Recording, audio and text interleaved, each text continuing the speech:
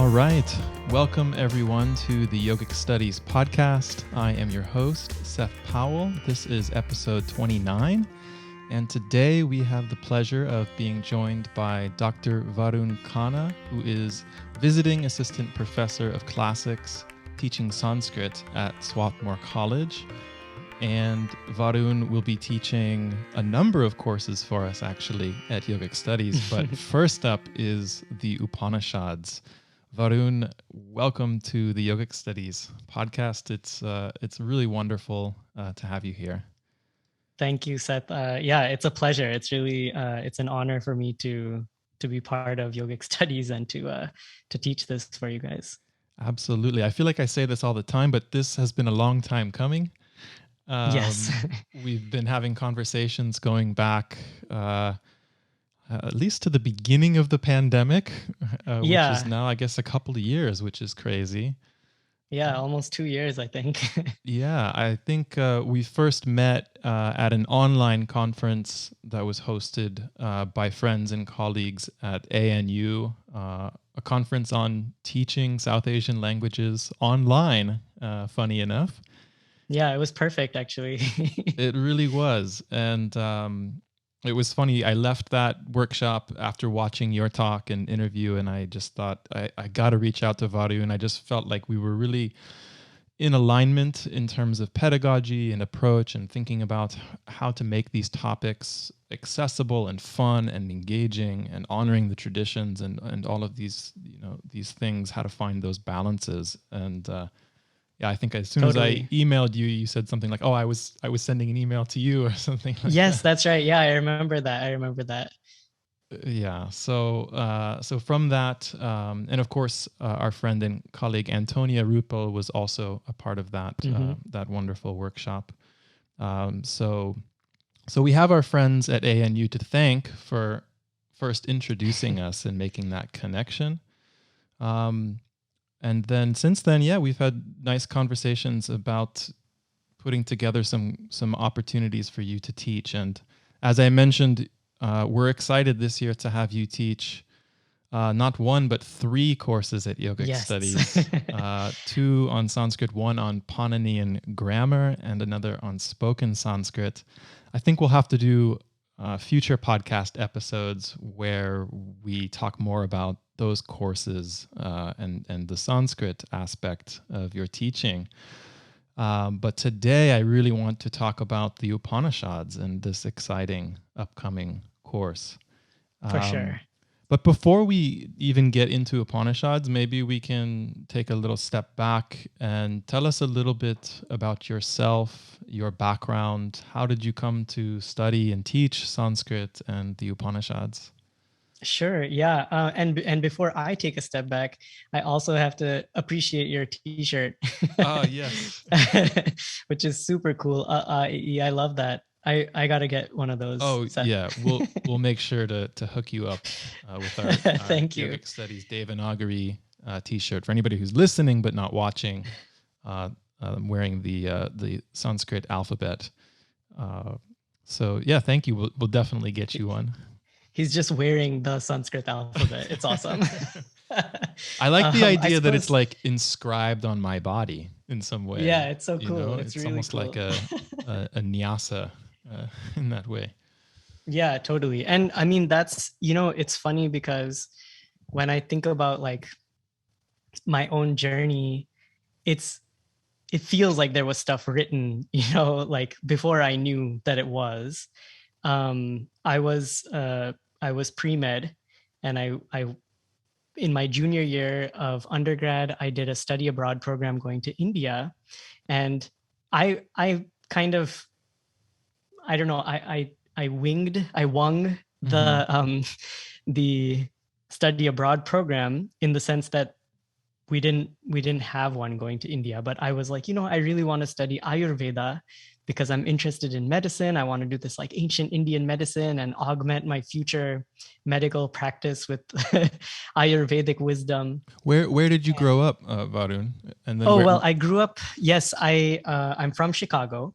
I was actually born in Wichita, Kansas. Okay. And so yeah, my other name is Dorothy, and and I moved to Chicago when I was like a year and a half old or something like that. So I've only really ever known Chicago. I grew up there, did all my schooling, high school, everything there. And then I went to St. Louis University for undergrad. And you know, like many other kids my age, in my demographic, I decided to be pre-med. I was I was majoring in math and neuroscience, and that was really cool, very fun. One of the things that St. Louis University required students to do at the time, I'm not sure if they still do, but they required us to take 3 semesters of philosophy and 3 semesters of theology before we graduated. Oh, wow. And which is, yeah, that's kind of surprising for pre-med students. Yeah, and everybody had to do that no matter what their major was. And so for me, it was the first time I was seeing like the humanities in an academic context, and I must say I didn't appreciate it enough at the time. I guess maybe that's true for a lot of us for college stuff that we did. But I had some very inspiring teachers, and you know, for me it was like there's something here beyond what I understand and what I know. As like a very hardcore science guy, I was like, philosophy. I was always interested in philosophy, but I never really had seen it academically up close. And were those courses in Western philosophy, or did you also get exposed to the Indian traditions in an academic setting? Yeah, 2 of them were Western, and one of them was like Asian religions or something like that. It was a kind of survey of Asian religions course. And I remember, believe it or not, for one module of the course where we were doing like Indian philosophies, I actually taught that module. So the teacher was like, you know, I know this stuff, I study this stuff, but as a Jesuit monk, maybe you're better qualified to teach this. And the reason for that is because growing up, ever since I was a really little kid, my dad was really interested in studying the Upanishads, studying things like the Bhagavad Gita, reading like all these old scriptural stuff. And so we used to have long conversations about that for hours and hours. Even as, I mean, I can remember being like an 8 or 9-year-old kid, you know, and like we're talking to like 1, 2 a.m. on the dining table about some issue related to the self or something like that, you know. Sounds like an Upanishadic story. And in fact, you know, it was. And so now when I think back to that, I'm like, honestly, if it wasn't for my dad or my dad's interest in this stuff and his willingness to share and to have these conversations all the time, I don't think I would have gone this way. Like I wouldn't have studied Sanskrit finally and all that stuff. And so thanks to that, you know, I ended up teaching this module, and then I went abroad. I went to India for this study abroad. When I got to India, somebody was like, you know, if you're going to study Sanskrit, or I mean, if you're going to study Ayurveda, you have to study Sanskrit because it's all in Sanskrit. And so me in my, I don't know, naivete or whatever, was like, okay, I'll study Sanskrit. Yeah. Now, was this your first time to India, or had you been before? Do you have family there and you visited growing up? Or yeah, we had gone to India once, at least every other year. Okay. But only for about 2 weeks at a time.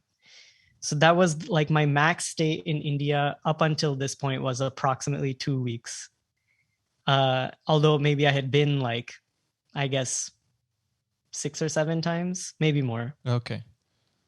And so it's not that I was very familiar with all Indian ways or anything like that, because although, you know, I grew up in an Indian household, I knew the culture, but actually going to India is like a totally different. Yeah.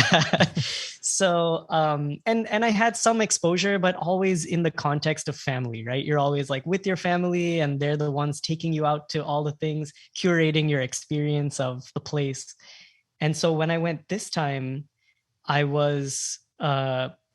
ended up being totally alone, and I was on my own in cities where I didn't know anybody. And that was it for me, like where I was like, oh, this is what India can be or is. And I was like, okay, there's got to be more to it. So what happened was I went there, somebody was like, you got to study Sanskrit. And I was like, okay. And I took a spoken Sanskrit course for 2 weeks in Delhi.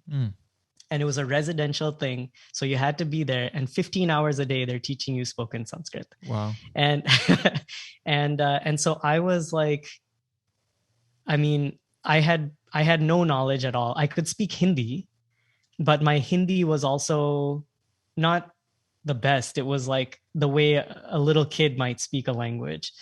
And it was enough to speak to grandparents. It was enough to speak to elders in the family, but not enough to be erudite in any way whatsoever. But by the end of this 2-week spoken Sanskrit thing, I was speaking in Sanskrit, and I mean, it was a kind of like miraculous transformation or miraculous pedagogy, if you will, where I was like, I had no idea that this kind of language learning was possible. And so being now a rudimentary speaker of Sanskrit, I mean, of course, I was not an expert in 2 weeks, but I could communicate in the basic, all the basic stuff. And from there, directly, I went to Bangalore. And I went to this small village on the outskirts of Bangalore to this Gurukula. And I was there for 1 month. And my objective there was to study more Sanskrit, a little bit of like yoga philosophy, a little bit of like what they were calling Vedic philosophy in general. I even learned like how to play the flute a little bit, and like it was amazing actually. For a month I was just inundated with knowledge stuff, like they were just constantly teaching stuff, and I was just absorbing as much as I could. And the medium of instruction was Sanskrit. So like for a month, I just am hearing nothing but Sanskrit, speaking nothing but Sanskrit. We don't have any languages in common except for Sanskrit at this point. Wow. So, by the end of that month, I was much more fluent. I was pretty confident in my ability to speak Sanskrit at this point. Were you also studying grammar, or it was really more just this direct conversational? It was all direct conversational stuff. Yeah. So for me, and get this, I mean, for me, the word Ramaha and Ramau, the singular and dual of Rama in the first case, were two separate words to be used on separate occasions for separate things. That was like, that's how I understood language, the language. Well, yeah. I mean, when do you see two Ramas? Yes, exactly. I mean, and that was so like when to use which word. I was not thinking of Ramaha and Rama as two form or two declensions of the same. Right. But I was like, these are just, at least now when in retrospect, I'm like, this is what it was. That's so interesting. That's such a unique, actually, like first encounter with the language, at least I feel so. Yeah, at least from my perspective. Surely there are other people doing that as well around you there, but so typically we're starting, with the grammar, and then leading with that, right? Exactly. And I later, I later became very interested in Sanskrit pedagogy, as you know. Of course, that's why we met in that conference or the workshop. But I realized that when we, of course, this is for the Sanskrit classes, I suppose, but it's also relevant, I think, for people who are approaching the Upanishads and maybe get interested in Sanskrit when they study it. But, when we approach language, we're studying it as adults right now at this point. And so as adults, we're like, okay, give me the rules and I will follow the rules and play the game according to those rules. And a little baby is not given the rules, but nevertheless knows how to play the game, doesn't know any grammar rules, doesn't know why something like, did is the past tense of do and not dude, but nevertheless knows how to play and has heard these, adults speak like this, and they just kind of mimic and it works. And I was like, actually, that's a much more efficient way of learning the language than learning rules and then trying to follow them. Mm. But as adults, it's also much more embarrassing, or we're much more aware of our embarrassment when we make mistakes. And so it's harder to be confident when you know that you don't know a lot of stuff. But anyway, that was not my issue at the time. I had no such inhibitions at this point, because everybody who learned Sanskrit, for at least in the environment I was in, learned it for the first time at some point. Yeah. And was not born speaking it. So you had this pretty transformational ashram gurukul experience living in this Sanskrit utopia. You're still this medical student on a study abroad. Yes. Did you kind of have an aha moment, or how did your life plans change after this? Yeah, it's a really funny question, because it did not happen during the study abroad. Okay. I think my mind, my psychology was profoundly impacted by a shift in my linguistic framework, for sure. That is true. And I knew that I was seeing the world a little bit differently. And I also, to some degree, understood that it was because of the shift in my language. However, I at this point, I still was like, but I still got to study medicine, and I'm still going to be an Ayurvedic doctor or whatever. But at the end of from Bangalore, I went to Banaras. I was in Banaras for 2 months, and I finally learned a little bit of Ayurveda, but it was all in English, ironically. Okay. But anyway, then I went to Pondicherry, and I stayed at the Aurobindo ashram, and I learned some more Sanskrit there.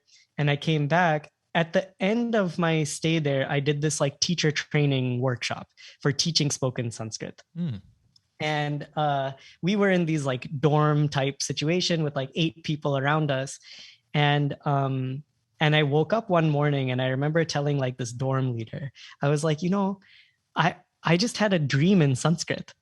And so he looks at me and he goes, aha, you have had the dream. And I was like, what do you mean? And he was like, well, when you dream in a language, that's how you know that you're thinking in that language, because even your subconscious mind is now producing that language for you without trying. So I was like, wow, I'm thinking in Sanskrit. So that was one of those cool moments. Then I came back, finished undergrad. Sorry to interrupt you, but as an early grad student, I would have dreams, but nightmares of Sanskrit. Prior to a midterm or a final, trying to remember case endings and declensions and things, So of course, yeah. But definitely, when I was learning the script, though, of the Devanagari script, I do remember having some dreams of just seeing all of the characters, and so cool. It's a nice sign of it, imprinting onto those kind of more subtle layers of your psyche. Yeah, it's inside you at that point, for sure. Yeah. Okay, sorry. No, so I mean, then at this point, near the end of undergrad, I was like, okay, I had this profound experience, and I'm definitely interested in something beyond studying medicine. And I was like, I think perhaps not enough people study Sanskrit. There's all my friends were going to be doctors. Everyone I knew was going to be a doctor. So I was like, okay, maybe let me try doing something else. Let me go out on a limb and explore this further. But at the end of undergrad, then I took a year out, and I went to Sringeri in Southwest India, Karnataka. And I stayed there in this small village, in fact, outside of this tiny town of Sringeri. Yeah, I was there. I was at Sringeri in January 2020, right before the world fell apart. Oh, really? Because wow. we did this yogic studies trip through Karnataka and South India, and so that was one of the kind of sacred sites on our trip. So we spent half a day, there, and right. Oh, yeah. So you went into the Mata and all that stuff? Into the Mata and walked around and met some of the monks who were there. And there's there's a temple there, the Vidya Shankara temple, that has some very important iconography and sculptures of Nath and Hatha yogis. So Ah, I right. was like in heaven, like with my camera Sure. documenting some of these, and I tried to get into the Sanskrit manuscript library there, Right. but it was closed, unfortunately, at the Oh time. no, those day you hit it on a day like that. Yeah, but yeah, I mean, we were there right at like as the sun was setting too at the end of the day, and it Oh, was so amazing. beautiful. Over the river. Yeah. Yeah. So you Um, spent some time there? yes, so well, I was actually in a small, like you know how small Sringeri is. So I was in a small village, like a 40-minute walk outside of Sringeri. Okay. And it's called Menase, and it's the place where the Rashtriya Sanskrit Sansthan, or the National Sanskrit University in India, has one of its 10 campuses. And it's this, and I say campus, but and something springs to mind, but it was basically four buildings, and there was like a central building with the classes. There was a girls' hostel, a boys' hostel, and a guest house type Mm-hmm. thing. So I was staying in the guest house, and I used to walk to Sringeri every day for one of my classes, and I used to then go into the mata, and I would study in the Sharada temple, which was amazing. Oh yeah. So that was really cool stuff. And for me, I was only studying two subjects while I was there. One was Nyaya philosophy, and one was Sanskrit grammar. That was my two subjects for a year. That's all I did. And near the end of it, as I started expressing more interest in more stuff, then they included a Vedanta class. They included a Sahitya class, so we were looking at some literature and stuff like that. And so that, for me, I think that was the moment when I was like, I definitely want to do this for more than just interest. I want to actually take this forward.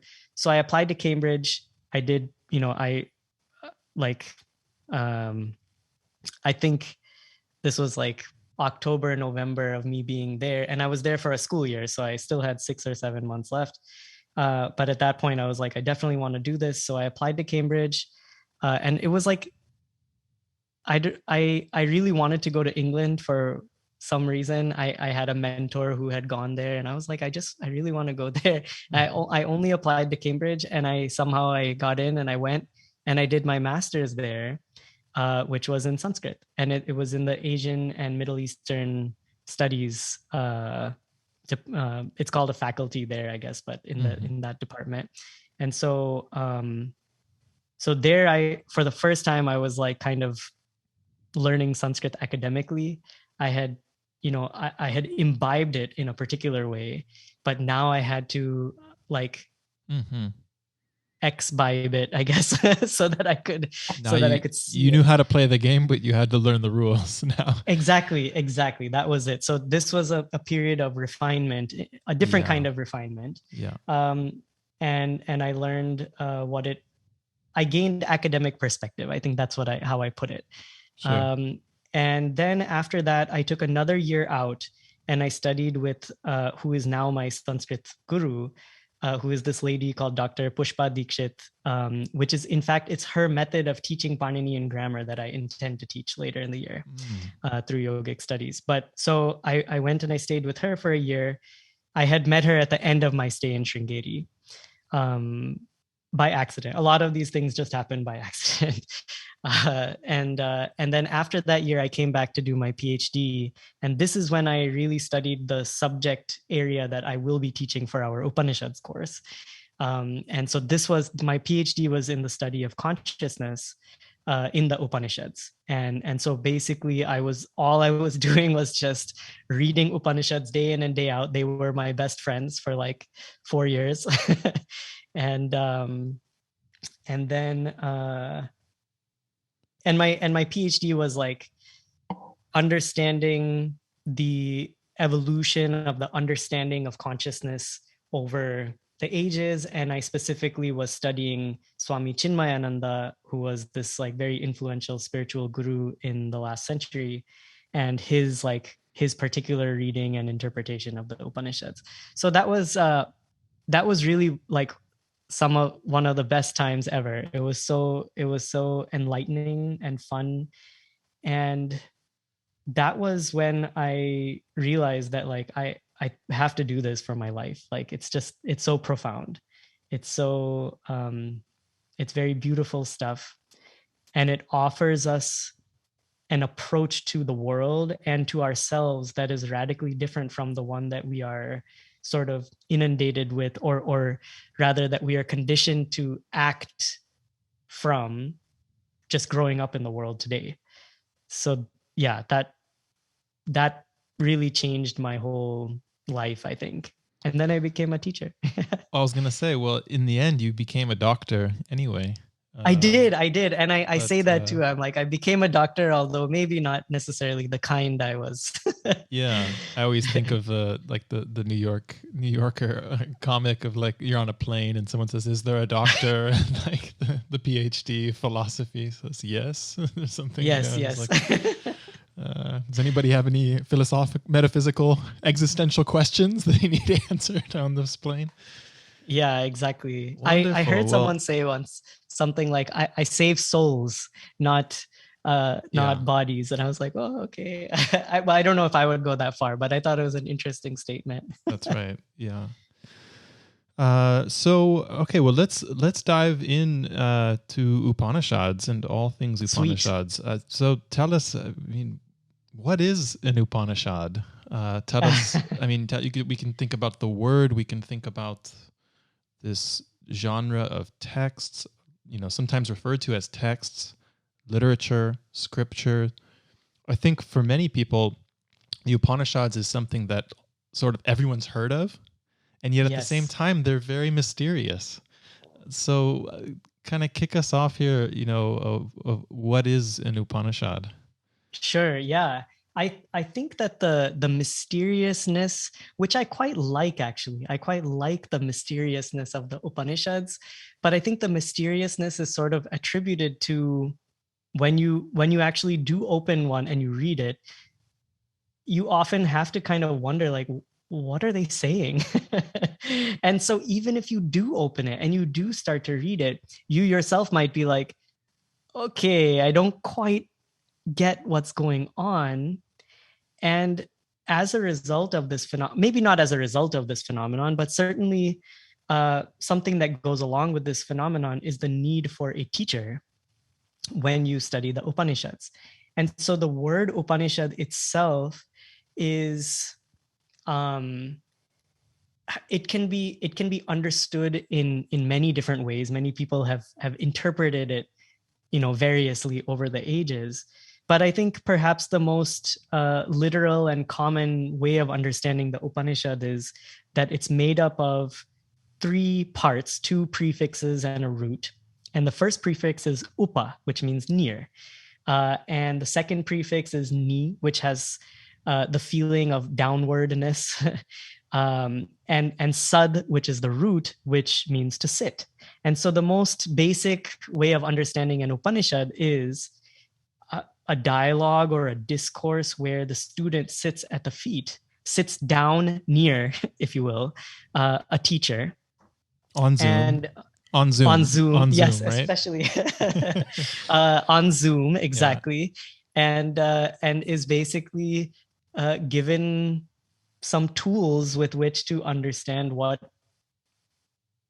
the nature of the self is. This is a very core and important um, topic that is addressed in Upanishads, or I should say, what makes something an Upanishad is a text, or rather a discourse or a dialogue that deals with issues related to the nature of the self, the nature of consciousness.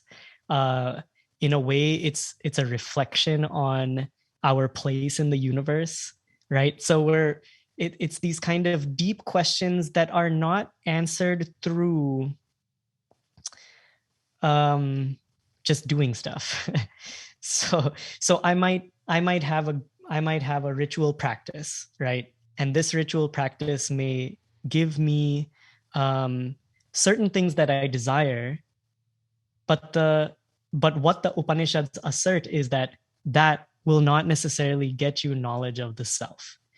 And that actually comes from the Chandogya Upanishad. One of the selections we're going to read will address exactly this question. So that's one way of understanding the Upanishad. It is something where a student sits near a teacher and is delivered some kind of discourse about the self. But another way to understand it is that the root sad also has the meaning of leading and also destroying.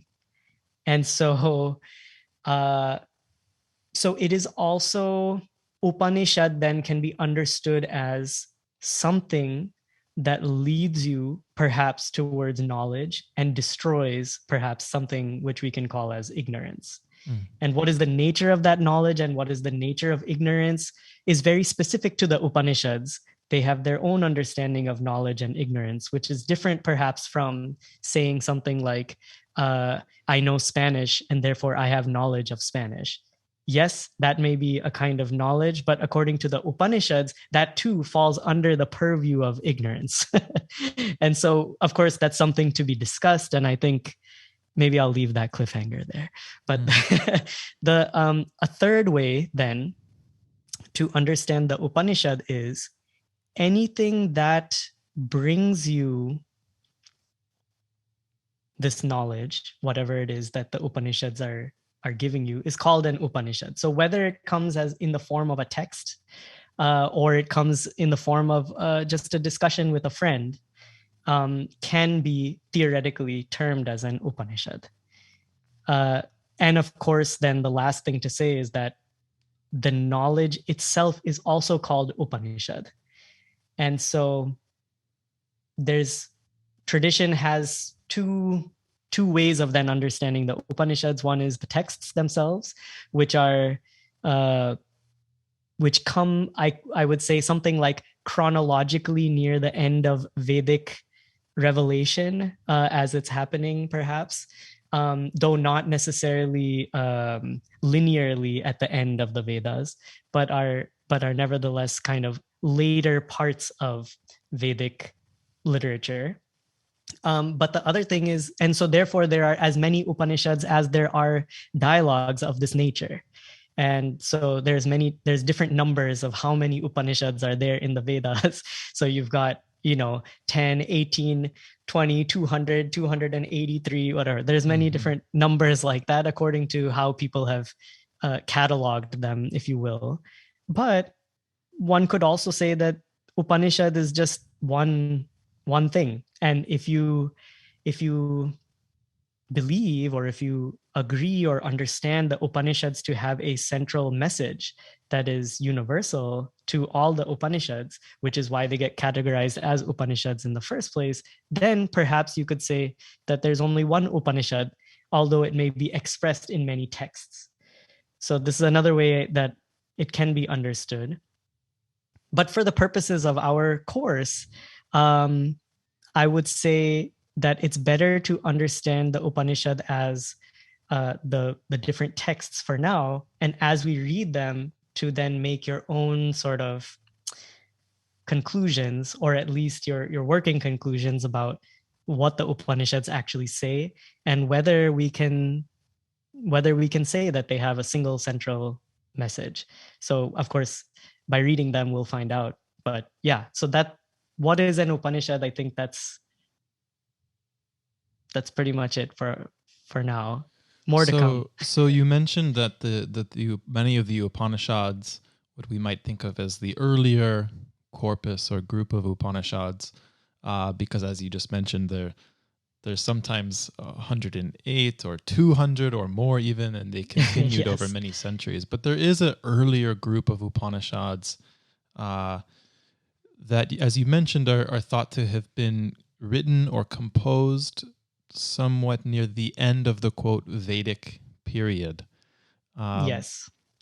Tell us a little bit more about this relationship between the Vedas and the Upanishads, and maybe take us even in a little bit to the social and historical context around where we think, these Upanishads arose from. Who who composed or wrote these Upanishads, and how do they relate to the Vedas and to the early Vedic tradition? Yes, yeah, those are really interesting and important questions for And sure. I know big questions too. So Big and I know questions, yeah. there's debates about all of this too. So in a nutshell, kind of your thoughts on these issues. Exactly. Yeah. I mean, like you're saying, it's huge. So I can't speak for everyone or everything about the issue here. But um, in general, we're looking at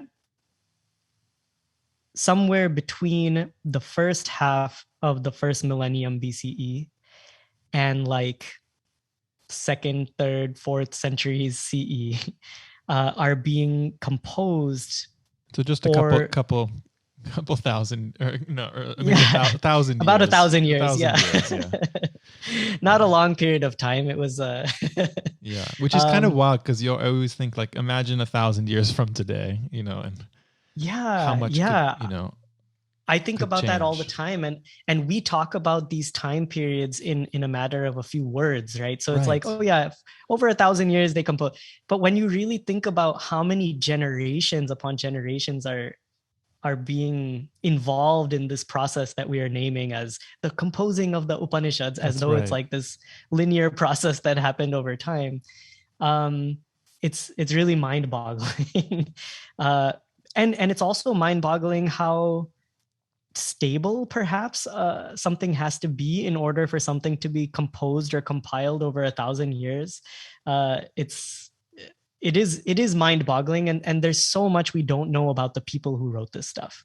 And I think that's the main point to answer your question. When you say who composed or who wrote, I mean, we vaguely know that, in this kind of northwestern area of the Indian subcontinent, there's like groups of people who are composing these things, but we don't really know that much about those people. We don't, because it's so long ago, and there's so little material evidence that we have to use to actually archaeologically study, that it's very hard to make conclusions about the actual people. But what we can say is that, of course, texts like the Upanishads have to be manifesting in a very sophisticated environment. It's being composed or revealed, or just like written in an environment that is intellectually very advanced. And it's certainly people who have come to the point in their society where they're asking fundamental questions of life. Their issues of things like food and shelter and protection are met. And so at this point, they can ask the question of, why am I here? What is my purpose? Who am I really? Am I just this body who is moving around and interacting with other bodies? Or is there something else? Is there something more than just the material reality of it all? That's right. If you're worrying about what you're going to eat that night, if you're being chased by a tiger in a forest, you're not thinking, what is the purpose of life? Exactly. And having time to contemplate these big, human questions, right?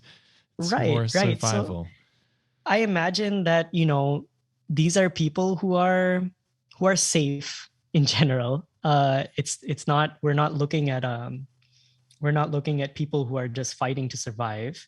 Although, of course, in a way, we're all fighting to survive right now, but it's a sophisticated culture. At the very least, we can say that.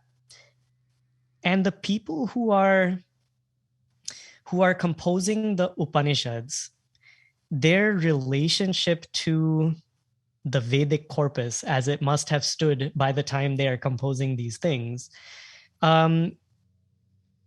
it's difficult to say, and of course I feel bad for saying that about everything I say, but but it's just true. It's difficult to say exactly how they feel about the Vedas per se, but from some context clues in the Upanishads themselves, we can gather a few different things. One is that they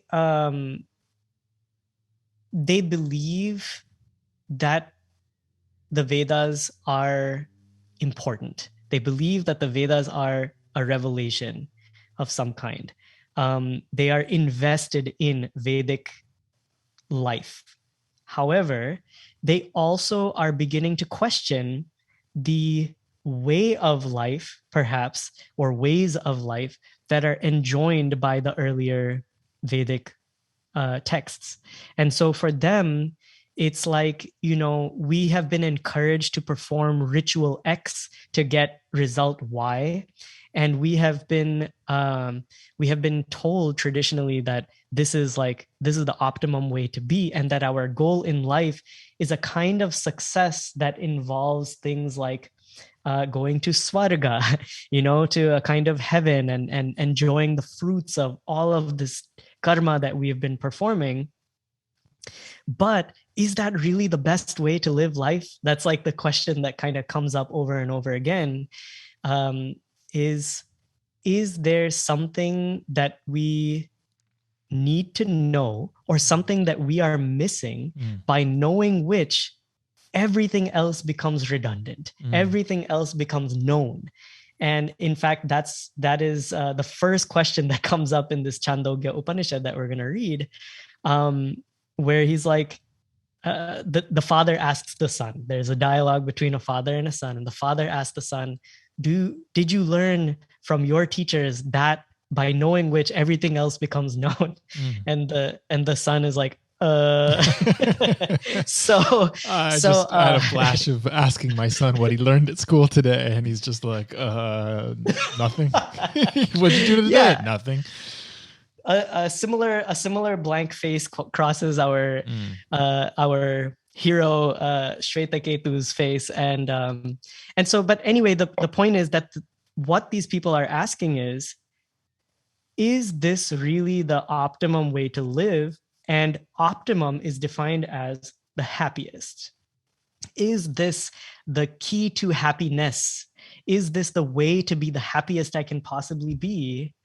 And the Sanskrit word for that being ananda, which you see in various places in the Upanishads. But you also see them asking, like, is this the happiest? Is this true? Is this like the most true? Is this the truth? Is what the Vedas have told me thus far the truth? Is this the final answer? And so they inquire into sat, which is the word for truth in Sanskrit also. And of course, they are inquiring now into something that really hasn't been addressed in earlier Vedic literature, which is, well, what is my own nature? What is the nature of myself? Who am I? Who is performing all these rituals and getting all these results? And so they're also inquiring into the nature of chit, which is consciousness or the self, knowledge, if you will. And so these queries become the cornerstone, the crux of what the authors of the Upanishads are asking. And in some ways, we can see it as a rejection of Vedic lifestyle, because sometimes what they conclude is that it's not in our best interest to be performing these rituals and getting these results all the time. We should, in fact, be weaning ourselves off of these, so-called ritualistic ways of being, and doing, and just thinking and kind of trying to understand who we are. And in some ways, we can see it as a kind of continuum, not necessarily a break, but rather a culmination of Vedic thought, because you see instances of this kind of questioning even in the earliest possible Vedic literature, whether it's like, for example, the Nasadiya Sukta, right? Very famous, where in the Rig Veda itself, the oldest Veda that we know, is where they're asking, like, so where did we come from? Who knows what was the origin? Yeah, exactly. Kaha janati? Who knows any of this stuff? Yeah. And then, of course, they're like, well, he in the highest heaven knows, or maybe he does not know. Yeah. But they're questioning, right? So even from the earliest times, we see seeds of this kind of questioning. But the Upanishads, in my mind, is a kind of fructification of that questioning, that strand of questioning, has become a more mainstream activity. And I say mainstream very with some caution. Not necessarily mainstream is not necessarily the way I would put it. Maybe let me put it a different way. I would maybe say it becomes certainly more important to that culture to ask these questions. But we see that the Upanishads are still nevertheless taught in these kind of secret environments. It's still something that is not introduced to a student until they are quote unquote ready, and so there's a lot of mystery shrouds the Upanishads for this reason too, that it wasn't simply taught to everybody. And that's true today too, but of course we are making it more possible than ever, I guess. That's true. So a follow-up question to that, sometimes we hear that the Upanishadic thinkers were like the original counterculturalists of their day, if you will, countering what was the mainstream Brahminical Vedic ritual tradition. At the same time, as you were just saying, they're obviously clearly very learned and invested in that Vedic tradition. So how countercultural were they? Is that like a kind of an apt way of thinking about it? How revolutionary is another way of thinking about it? Were these thinkers in terms of their breaking from this pre-existing and pretty long-standing Vedic tradition at this time? I'll leave it there for now. I think I I think you can say both things at once. On the one hand, they are certainly countercultural, or they're certainly revolutionary in the sense that the questions they are bringing to the table, the things that they are asking their fellow comrades to think about, are totally different from what people were thinking about in this kind of mainstream Vedic corpus, at least that we can tell by reading Vedic literature. So in that way, the questions they bring and the conclusions that they arrive at are in a way like they sort of dismiss a lot of what the Vedas have to offer too. So in that sense, yes, revolutionary. Would they agree that you can therefore then throw the Vedas out? I don't think so. And I should mention that, another thing that ends up happening, and I think this is true of every movement or perhaps even countercultural thing, is that some things are radically changed, shifted, thought of anew, and many other things are all taken for granted and are not radically changed or shifted or questioned. So, when you say Brahminical with regards to the Vedas, it's not that the Upanishads are any less Brahminical. It's not that they're any less exclusive to, a certain group of students. It's not that they're any less accepting of caste distinctions as an important factor, in the life of the people who are either studying the Upanishads or practicing what the Upanishads have to say. So there's some things that remain unchallenged, and there are some things that are radically changed as well. But they present certainly a radical alternative in terms of worldview. Questions that they're asking. Yeah. So I wanted to ask about, so if we think of the Vedic tradition as being mainly, performed and upheld by this Brahmin class of priests who were married, who were householders, who were very learned. In the Upanishads, right, we see this sort of renunciation. We see this simplicity of going into the forest, sitting at the foot of a teacher, gathering in groups.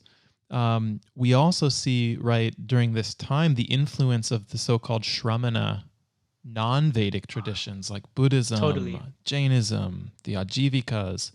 We see the early seeds, I think, of what would come to be called yoga. The Upanishads are some of these most important sources for kind of documenting those early what we might call more ascetic movements. Mm-hmm. Take us there a little bit into the Upanishadic world of like, because that seems quite different, both in who's doing that and also what the goals and aims and aspirations are of those more mind and body disciplines that we see coming through the Upanishadic texts. I think that's an excellent point, and that's certainly something to be addressed. The Upanishads, I mean, in a way, and this is my personal thought about this, not necessarily my very academic opinion, but I mean, I think that the Upanishads are created as a combination or as a dialogue between Vedic and non-Vedic traditions. Even the earliest of the so like we're reading Chandogya Upanishad. It's one of the two earliest Upanishads that we know of, the other being Brihadaranyaka. And in this, and in the selection that we're going to read too, I mean, Uddalaka, who is the father, the teacher, is saying, you know, from whence did this universe arise? He says, some people say that this universe arose from nothing. So clearly there's a response to a trend of believing that the universe arises out of asat, you know, in the sense of non-existence. I think nothing is not the right word, but non-existence. And of course he goes on to refute that and says, but how can this be, blah, blah, blah. But clearly you can see that there's a response to perhaps Buddhism, you know, and so I think that the radicality perhaps, or maybe the innovative nature of Upanishadic questioning is actually a result of the dialogue that Vedic people who were invested in the Vedas had to have, that they were required to have with these uprising non-Vedic traditions. And I think that's what makes the Upanishads so special, right? Is that they're working out those tensions, kind of. Yes, exactly. And they reside at the apex of this Vedic culture. Like people revere the Upanishads, they worship the Upanishads. And so they're holy to the this kind of to the Brahmins, to this Vedic culture. And at the same time, they're also incorporating thoughts and ideas from these non-Vedic cultures too. And I think that's what makes the Upanishads very special. And they do hold that tension within them too, in addition to working them out. Sometimes they're just like, well, we're right, finally. But sometimes they're like, we don't know. We don't know whether it's this or that. And other times they're like, actually, this other thing is right. And we have to consider that. We have to bring that into our consciousness. Otherwise, we don't have the full picture. And I think that's a very beautiful thing. So do you get the sense that, I mean, obviously from the stories that like in Chandogya as well as the Katha, they're definitely still the Brahmin priestly class who is kind of the main recipients, if you will, or audience, it seems like, of these texts, right? Yes. But I kind of want to go back to this. There's this renunciate or ascetic flavor that's coming out too, not at different times, right? It depends on which Upanishad and which section, right, that we're looking at. But you know, so I guess another way to ask this is like, what is the role of yoga in the Upanishads?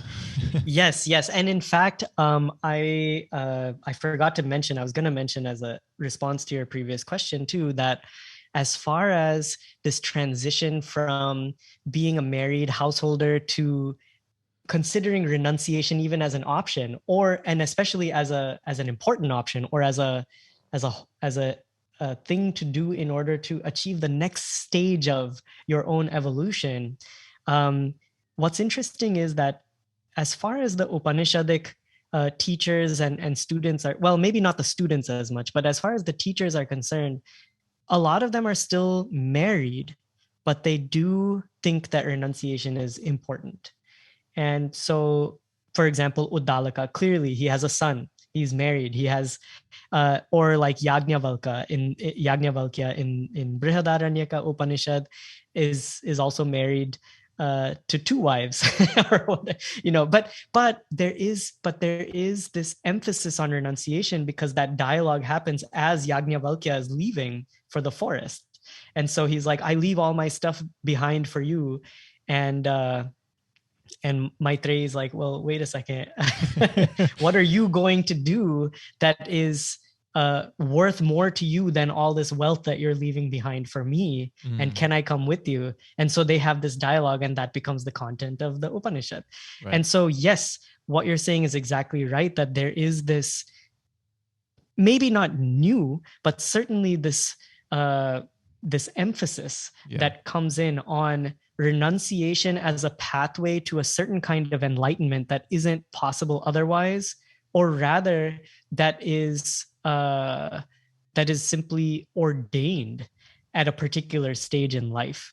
And I think, like we were talking about in the previous discussion, I think that this is arising out of this conversation that Vedic people are having with the Shramana traditions, these other ascetic traditions, where they are like, this, what you are doing looks to us like something valuable and important. It looks like you are achieving a certain kind of happiness that we desire. Let's have a conversation about it. And so the Upanishads become like this kind of orthodox way of dealing with questions that might be unorthodox. And so as far as yoga is concerned, I mean, you see seeds of it, you see traces of it. Well, frankly, you see it all the way to the earliest Vedic stuff too.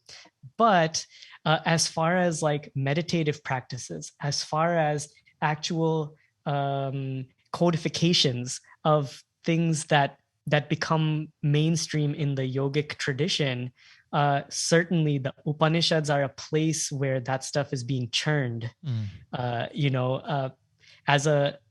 in conversation, like we're saying, or perhaps it's coming from within. There is this churning that's happening, and you see people's dissociation from external ritual conduct to internal meditative, contemplative sort of practices.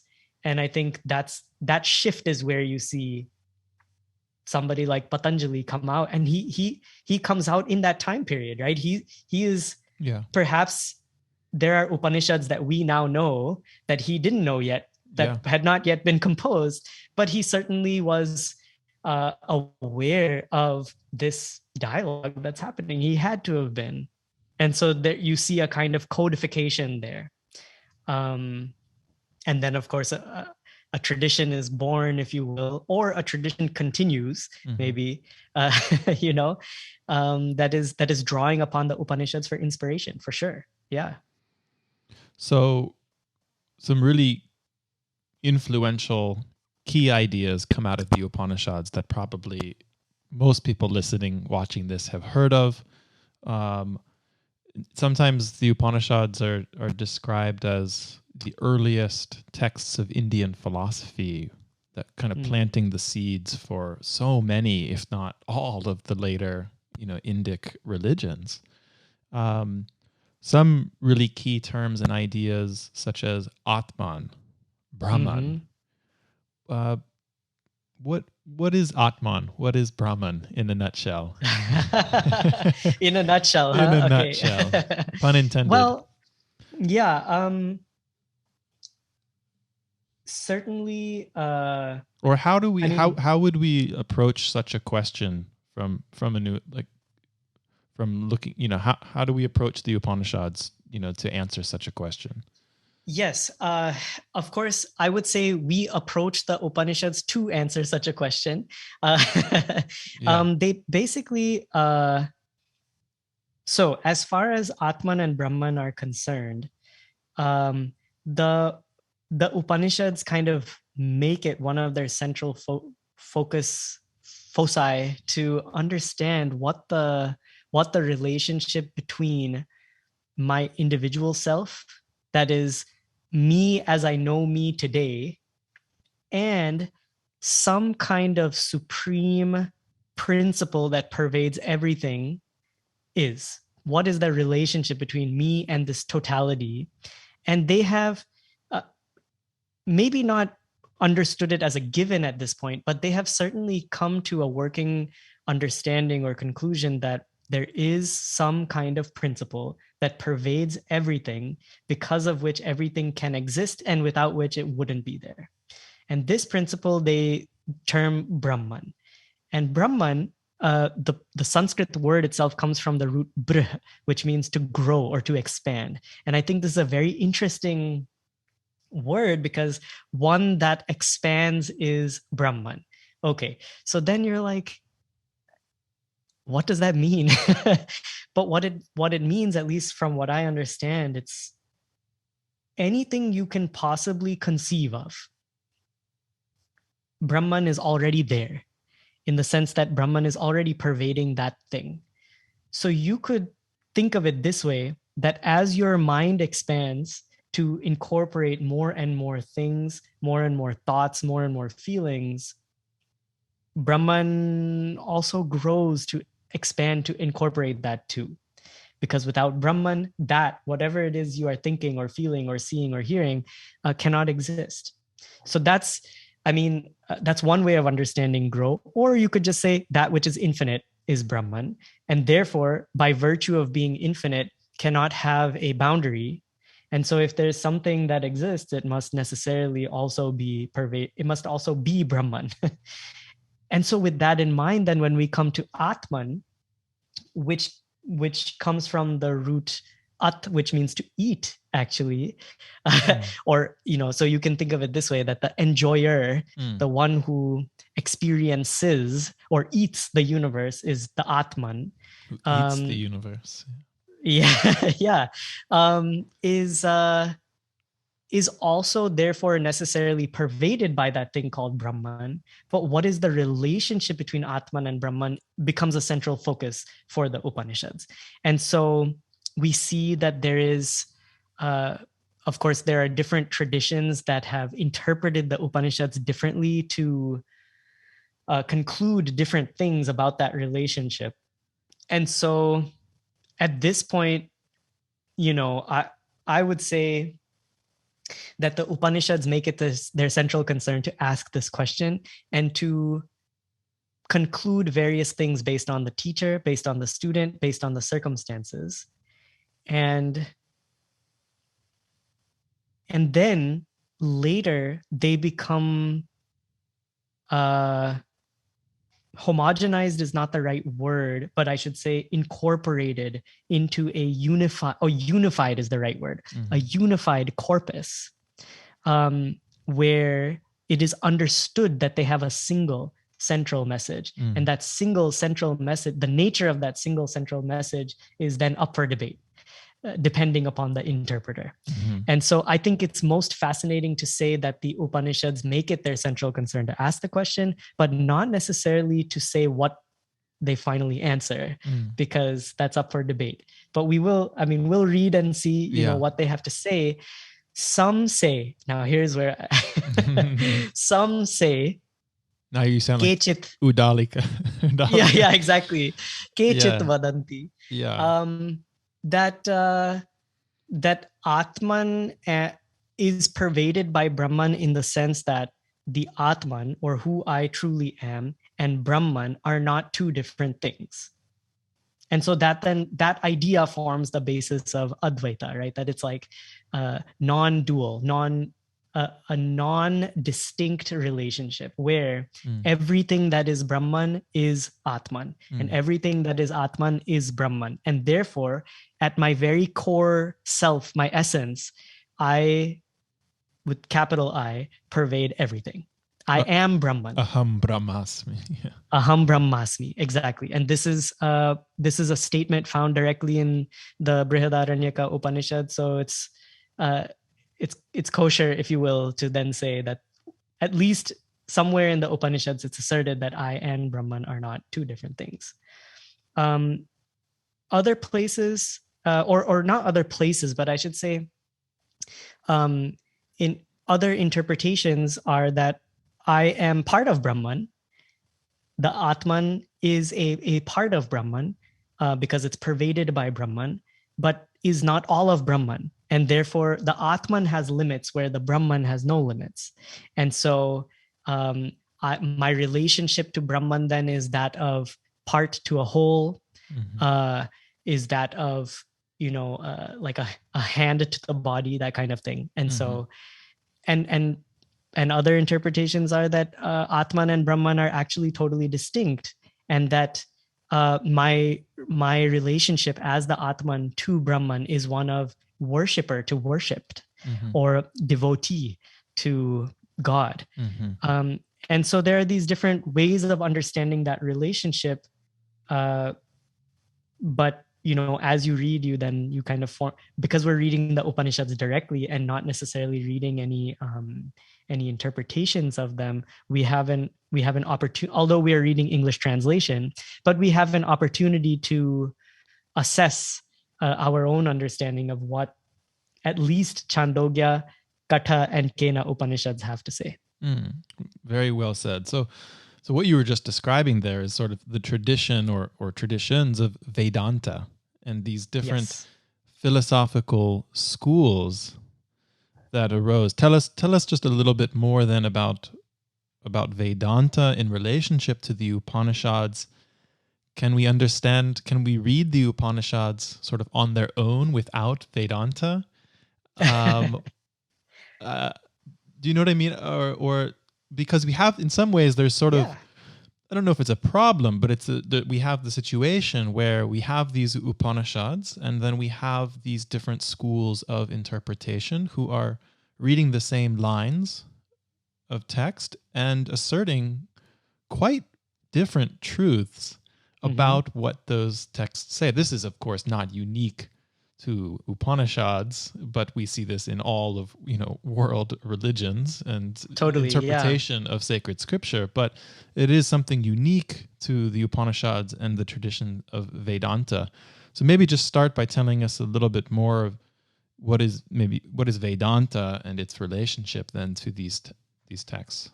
Yeah, sure. So Vedanta is defined as the anta, or the end of the Vedas. And so there's a couple ways of understanding. Yeah, that's it. Thank you. Yeah. There's a couple ways of understanding end, of course. There is physically the end of the, so if you have a Vedic book, a textbook, then at the end of the textbook should come the Upanishads, but they don't. So another way of understanding it is chronologically the end. That is to say that they appear at the latest points of Vedic composition in time, but not necessarily compiled in that order in the actual Vedic textbook, so to speak. So you may find them at different points throughout the Vedic textbook, but they are still Vedanta in the sense that they present a chronological end of the Vedas.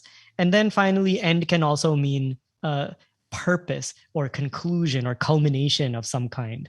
And so I think that's probably the most commonly understood definition within Vedantic circles, that the Upanishads present to us a kind of capstone or a culmination of all philosophical trends that exist within the Vedic corpus.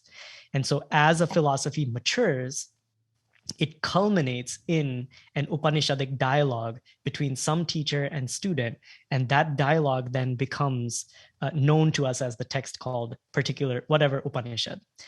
And so Vedanta then is the study of the Upanishads as the core means of knowing the final truth, whatever that truth may be.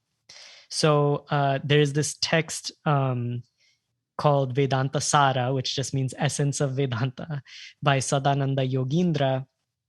And in it, he defines Vedanta as that which takes the Upanishads as the pramana, or like the valid means of knowing. The truth, I guess, goes in parentheses with capital T, and any ancillary texts or any ancillary material that helps you to understand what the Upanishads have to say. And so Vedanta's whole purpose is just to understand what the Upanishads have to say. Therefore, you can have as many different interpretations. I mean, there's at least 10 different schools of Vedanta. I mentioned like the big three, if you will, Advaita non-duality, Vishishtadvaita or qualified non-duality, and then Dvaita, straight up duality. And these are all valid interpretations of the Upanishads because Vedanta is about understanding what the Upanishads have to say, not necessarily saying its own conclusion and then using the Upanishads as backup. Of course, in practice, I think that is what happens. But the people who have become the main like forebears of Upanishadic interpretation, they are people who know the Vedic corpus very well. They are people who are able to bring in substantiation from Vedic quotes, Upanishadic quotes, other scriptural quotes, and of course, just plain and simple logic. They bring in their reasoning as well. And all of these are ways in which they've interpreted it and come to different conclusions. But what is common to all of them is the idea, the firm belief that the Upanishads have one single vision that they are all trying to get us to understand. And so each Vedantic tradition accepts this as a given and makes it its mission to discover what that vision is. And so they have different understandings. And I think that's okay. Like that's perfectly fine. Different traditions have different ways of understanding the other traditions too. So of course they are in a way constantly battling for supremacy, right? Someone's like, what I think the Upanishads say is the correct thing. And someone else is like, well, I think something else. And so you're wrong, but what I say is actually what the Upanishads have to say. But they're all trying to back themselves up based on the Upanishads. But they're always in dialogue, they're always in debate.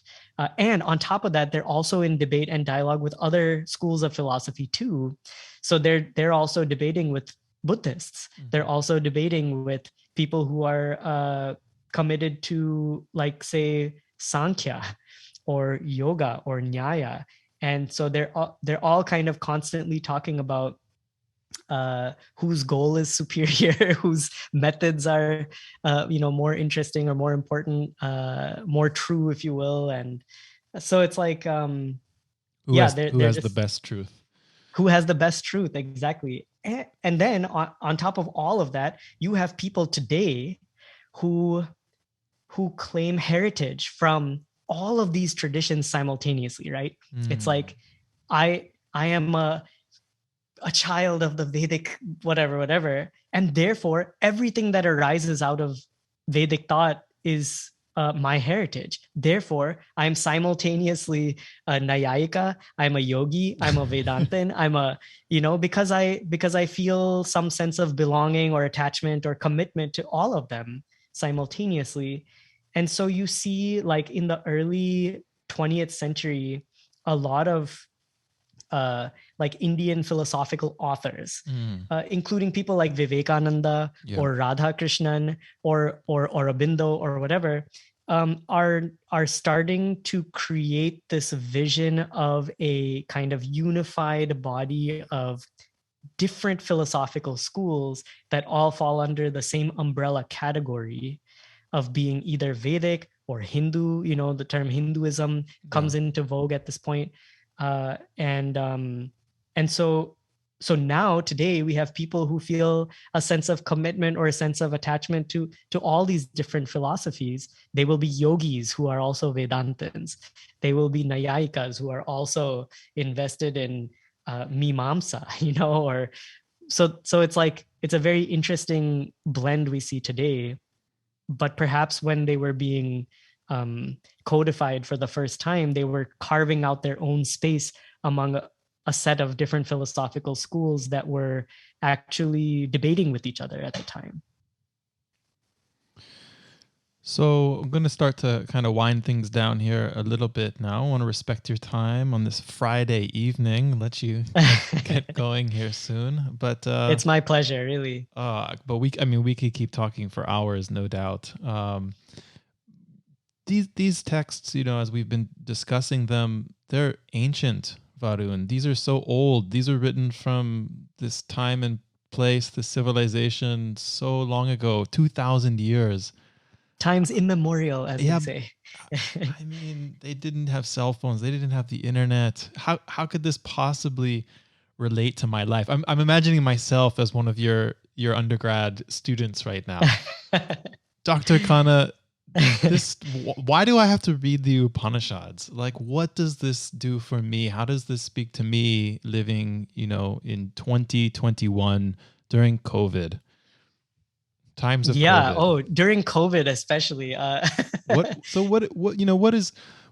would you say to that? What do you think is some of the modern relevance still of these texts? Yes, I think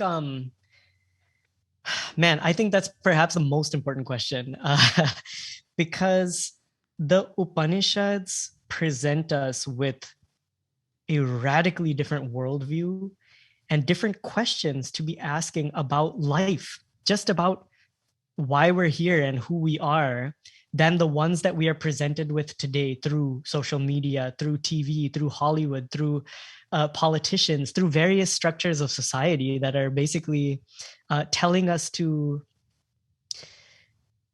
involve ourselves in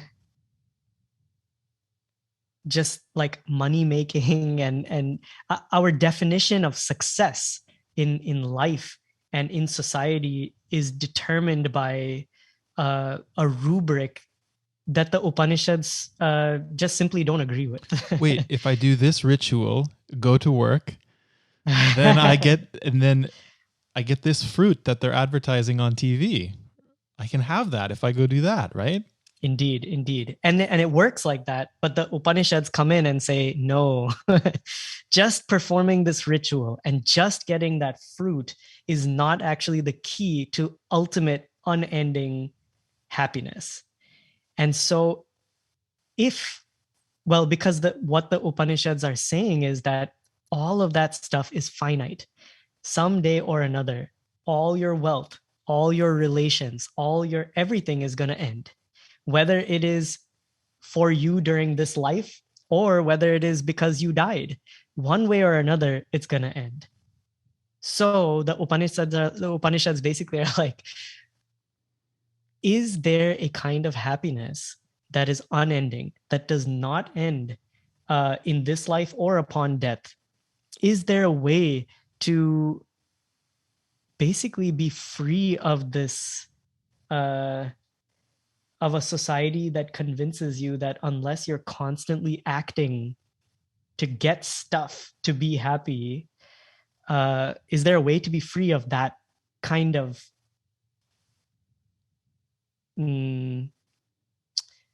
conveyor belt? And so the Upanishads assert that yes, there's a way to be free of that, there's a way to be happy forever. And so I think, for my dear undergrad student,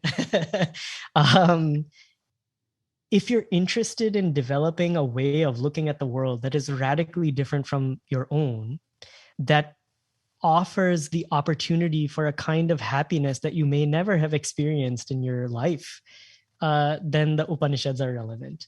If you want to see the world in a different way that is not bogged down by ritual consumerism, then the Upanishads are for you. And they present it in a way that is logical, that's maybe not totally transparent, but that is understandable with some guidance, that is enlightening, and that is a direct means to being free from a lot of stress that we are placed under, that we are burdened with all the time, every day. All right. So come read the Upanishads with us.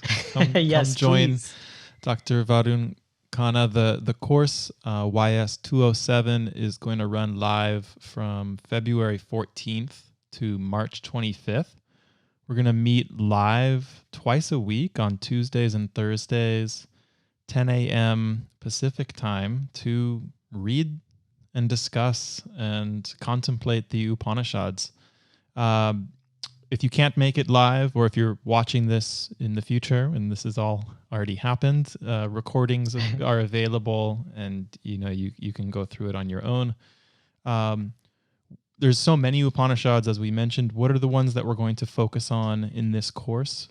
So the three that we will be reading from one is the Chandogya Upanishad, one is the Katha Upanishad, and one is the Kena Upanishad. And these three, I selected them because the Chandogya Upanishad presents one way of analysis of the self. The Kena Upanishad presents another particular kind of analysis of the self. So those two are paired together very well. And then the Katha Upanishad is a dialogue with death. And I think that it's just a very interesting dialogue, and presents us with certain metaphors that we may be familiar with if we are students of yoga or students of other Indian philosophies. You might see the foundation or the seeds of certain metaphors and ways of thinking from that we're familiar with in the Katha Upanishad. So these are the three we will be reading. Yeah, out of the three, I've spent the most time personally with the Katha. I always use it in my teaching of the history of yoga. Awesome. Because it's such a great story between Yama, Lord of Death, and this boy, Nachiketas, and his encounter with death. And I always sort of kid, but it's right there in the text, that death is the first yoga teacher. Yes, that's right. Imparting to the young boy. So, all right. So if you're somebody you've studied the Upanishads, or you've always wanted to read the Upanishads, or you want to think about how yoga fits into the broader Hindu and Indian traditions, or you're just curious about any of the things that we've been talking about today, any questions like, who am I and what is the purpose of life? Please consider joining us for this course. In case you've ever asked that, who am I? Yeah, that's right. That's right. All right, Varun. Well, thank you so much for your time today. Thank you, Seth. And for offering this course at Yogic Studies. We're really excited to have you offer this. And as of today, actually, enrollment is officially open. So come join us. Yes, please join. It's my pleasure, and I'm very excited for this course. So if you can, do. All right, Varun, please take care. We'll be in touch here soon. Thanks, everybody, for listening, for watching. Please subscribe, leave us a review or a comment on YouTube, and we hope to see you again soon. Thank you very much.